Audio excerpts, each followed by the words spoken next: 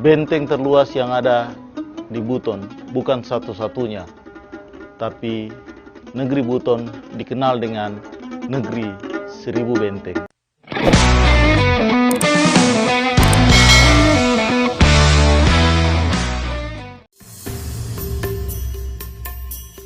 Nama Buton berasal dari kata Butuni, artinya tempat persinggahan. Letaknya strategis di ujung tenggara Sulawesi. Maka sejak dulu, Pulau Buton merupakan jalur lintas niaga. Pelabuhan Bau-Bau ramai disinggahi para pedagang mancanegara dan pedagang Nusantara. Kesultanan atau Kerajaan Buton ini sudah merupakan pusat tempat perdagangan dari Asia Tenggara ini. Mereka yang pergi untuk mencari rempah-rempah seperti cengkeh dan pala selalu menjadikan Pulau Buton ini sebagai tempat untuk berhenti, baik waktu perginya maupun pulang dari Maluku untuk melakukan singgah memuat barang atau logistik mereka ada di situ.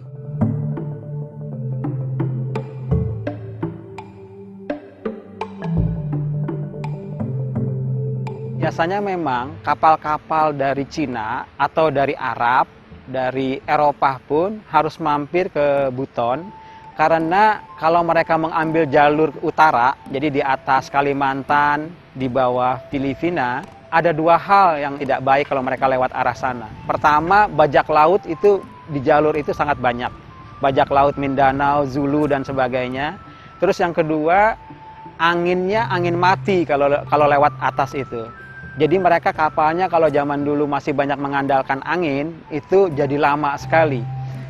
Jalur perdagangan yang paling ideal itu adalah lewat Makassar, kalau mau ke lewat rempah-rempah itu tadi, ke Kepulauan Maluku, melalui Buton, baru ke Kepulauan Rempah-Rempah di Maluku.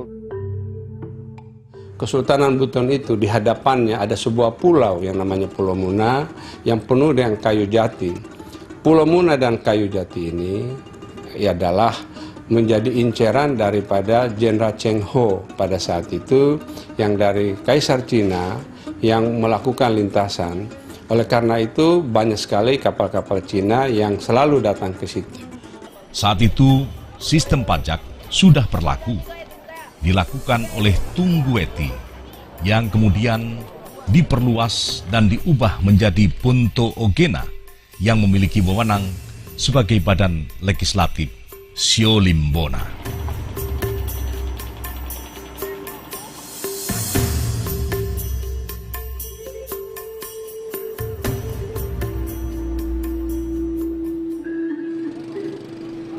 Letak kerajaan Buton di Sulawesi Tenggara tepatnya di kota Bau-Bau. Wilayahnya meliputi Pulau Buton dan pulau-pulau di sekitar Sulawesi. Kerajaan yang kemudian menjadi kesultanan ini memiliki sejarah sistem pemerintahan monarki parlementer selama 7 abad. Pemerintahan Kerajaan Buton mengalami kemajuan bidang politik dengan bertambah luasnya wilayah kerajaan. Kerajaan Buton menjalin hubungan politik dengan Kerajaan Majapahit, Luwu, Konawe, dan Muna. Selain itu, monarki Buton menetapkan Undang-Undang Dasar Kesultanan Buton, yaitu Murtabat 7, yang di dalamnya mengatur fungsi, tugas, dan kedudukan perangkat kesultanan dalam melaksanakan pemerintahan, serta ditetapkannya sistem desentralisasi otonomi daerah dengan membentuk 72 kadie atau wilayah kecil. Di bidang ekonomi telah digunakan alat tukar uang yang disebut kampua, sehelai kain tenun dengan ukuran 17,5 kali 8 cm. Kita punya di sini ada namanya uang kampua. Ini macam ini contohnya uang kampua kita. Uang kampua namanya ini. Ini uang yang berlaku di negeri Buton. Oh, jadi kampua. Dulu itu punya Mata uang namanya Kampua ini. Kalau hari ini di Jakarta ada Peruri, kita di sini sudah ada perusahaan yang mengaturnya seperti ini. Dari tahun berapa tuh Pak? Ini sejak Kerajaan Buton kedua ini sudah ada. Abad ke-14.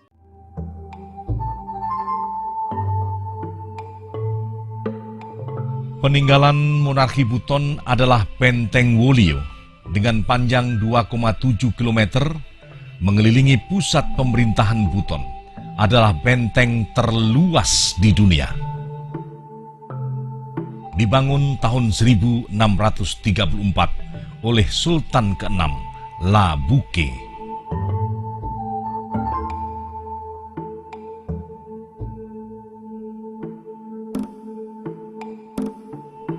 Selain itu masih ada lagi puluhan lebih benteng lainnya yang menyebar di berbagai wilayah kepulauan.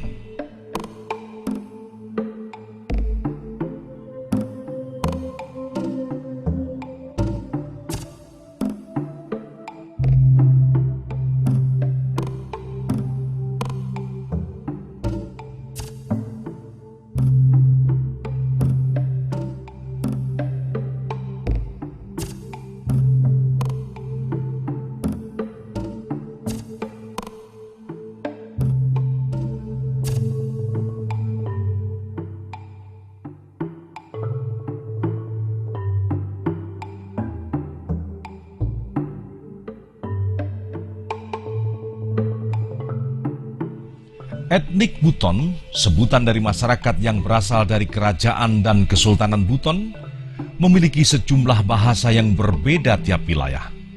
Sebagai bahasa pemersatu digunakan bahasa Wolio.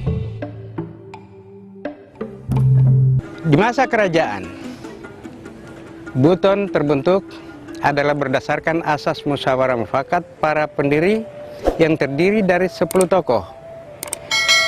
4 tokoh adalah berasal dari Kerajaan Sriwijaya yang mengarah ke timur dan mendarat di Buton.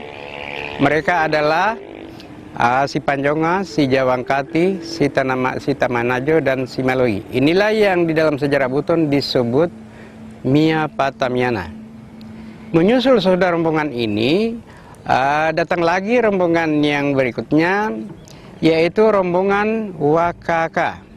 Rombongan Wakaka ini kemudian mendarat juga di Buton, dan terakhir adalah rombongan dari Pangeran Kerajaan Majapahit, yaitu Raden Sri Batara dan Raden Jutubun, dengan seorang adiknya yaitu Putri Lasem.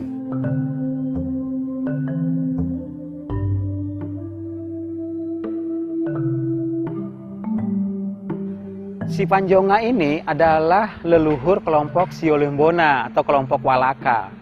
Dari Si Panjonga ini dengan pengikut-pengikutnya, pertama kali mereka membentuk 4 pemukiman. Kemudian pelan-pelan mereka mengembangkan diri dengan bergabung dengan masyarakat yang lebih dulu ada di sana menjadi 9 pemukiman. Ketika dia menjadi 9 pemukiman, mereka sudah dalam pengertian tertentu sudah menjadi monarki. Pada saat itulah mereka menemukan seorang wanita, yaitu Wakaaka. Dan Wakaaka inilah kemudian yang mereka didik, kalau kita lihat lagi mereka didik untuk dijadikan ratu pertama kerajaan Buton atau Wolio. Di Buton sangat terkenal, bahasa Butonnya adalah Bolimo harta somano karo. Janganlah harta itu diutamakan jika berhadapan dengan harga diri Anda. Harus korbankan itu harta untuk membela harga diri Anda. Artinya martabat, dignity.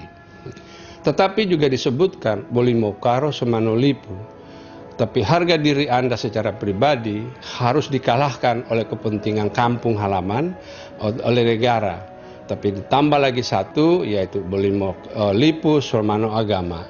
Artinya negara bisa dikalahkan kepentingan jika berhadapan dengan kepentingan agama itu sendiri.